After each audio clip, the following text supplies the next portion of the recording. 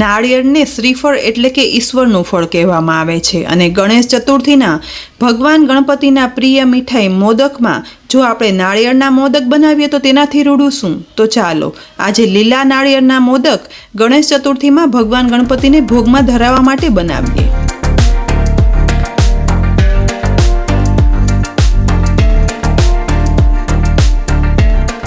નાળિયેરના મોદક બનાવવા માટે 2 લીલા નાળિયેર લીધા છે। આ નાળિયેરને વધેરી તેની ઉપરની છાલ કાઢી અને નાના નાના ટુકડા કરી લીધા છે, જેથી સહેલાઈથી પીસાઈ જાય અને ઉપરનો કાળો ભાગ છે તે પણ દૂર થઈ જાય। હવે આ ટુકડાને મિક્સરમાં ઉમેરી દઈશું અને ઢાંકણ ઢાંકી અને ત્યાર પછી એકદમ ઝીણું એવું ક્રશ કરી લેવાનું છે।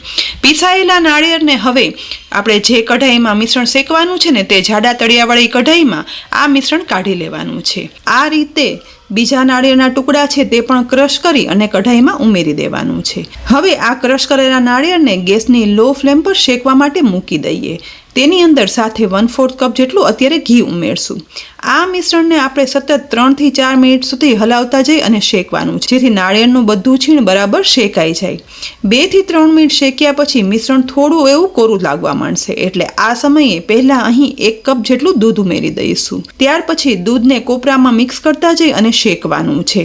ક્રશ કરેલા લીલા કોપરામાં દૂધ ઉમેરી અને શેકવાથી દૂધ આ કોપરાના મિશ્રણમાં એકદમ સરસ ભળી જશે અને અંદરથી એકદમ લચકા જેવો માવો બની અને તૈયાર થશે।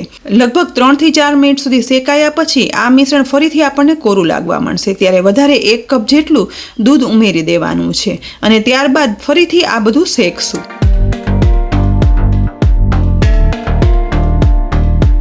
અહીં જુઓ 10 મિનિટ શેકાતા હવે આ મિશ્રણ છે તે ગોલ્ડન બ્રાઉન કલરનું થઈ ગયું છે અને મિશ્રણ ચેક કરતા ખબર પડશે તે બંધાવા પણ લાગ્યું છે। અને આ મિશ્રણમાં જ્યારે દૂધ બધું બળી જાય ને અને આ મિશ્રણ લચકા જેવું થઈ જાય ને ત્યારે એ સમયે મેં 1 કપ ખાંડ લીધી છે, તેમાંથી 3/4 કપ જેટલી ખાંડ ઉમેરી દેવાની છે અને ખાંડને આ મિશ્રણમાં બરાબર મિક્સ કરશું।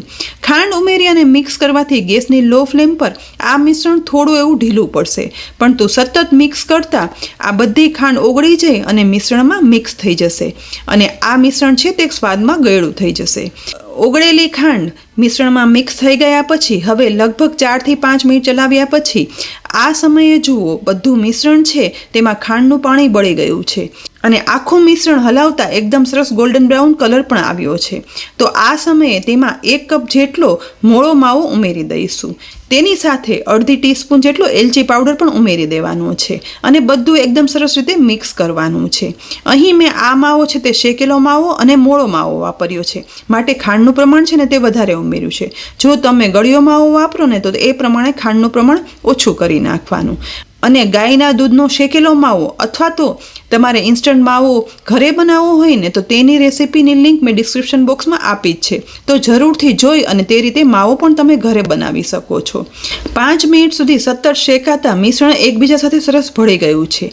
ધ્યાન એ રાખવાનું કે મિશ્રણ શેકાતી વખતે ગેસની ફ્લેમ સાવ લો રાખવાની, જેથી મોદકનું મિશ્રણ છે ને તે બરાબર શેકાઈ જાય અને જરા પણ કાળો ના પડે। બસ આપણે લાઇટ ગોલ્ડન બ્રાઉન કલર આ મિશ્રણનો લેવાનો છે। સાથે સાથે ઉપરથી 2 ટેબલસ્પૂન જેટલું ઘી પણ ઉમેરી દેવાનું છે। ઘીની, માવાની અને લીલા નાળિયેરની એકદમ સરસ સુગંધ સાથે બધું મિક્સ થઈ સુગંધીદાર મિશ્રણ તૈયાર થઈ ગયું છે અને મિશ્રણમાંથી ઘી પણ છૂટું પડવા લાગ્યું છે, એટલે કે મોદક માટેનું પરફેક્ટ મિશ્રણ બની અને તૈયાર થયું છે। તો આ સમયે હવે મિશ્રણને ગેસ પરથી ઉતારી ડીશમાં ઉમેરી દેવાનું છે અને ત્યારબાદ મિશ્રણ થોડું ઠંડુ થાય ને ત્યાં સુધી એમ જ રાખીશું।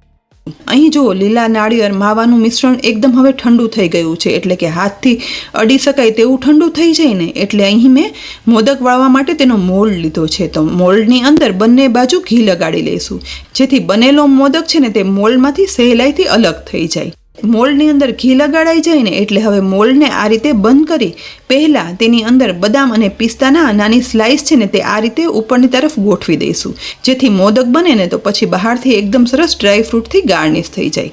હવે બનાવેલું મોદકનું મિશ્રણ છે ને તે મોલ્ડમાં નીચેની સાઈડથી એકદમ પ્રેસ કરી અને ઉમેરી દઈશું, જેથી મોદકનો એકદમ સરસ શેપ આવે।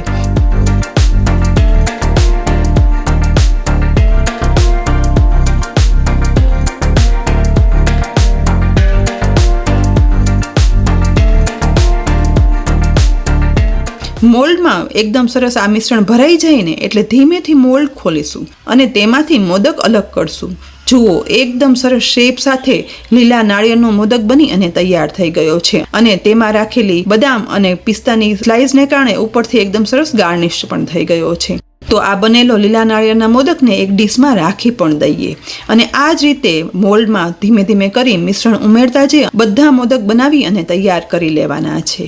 મોદકનો અર્થ જ ખુશી થાય છે અને તેથી દરેક તહેવારમાં અને ખાસ કરી ગણેશ ચતુર્થી પર મોદક ધરાવવાથી ગણપતિ બાપાના આશીર્વાદ આપણને મળે છે. ગણપતિ બાપાને ધરવા માટે અલગ અલગ પ્રકારના મોદક અને ચૂરમાના લાડુની રેસીપી 2 થી 3 દિવસ પહેલા જ અમારા ચેનલ ઉપર મૂકેલી છે. તો તે ના જોઈ હોય ને તો તે પણ જરૂરથી જોઈ લે.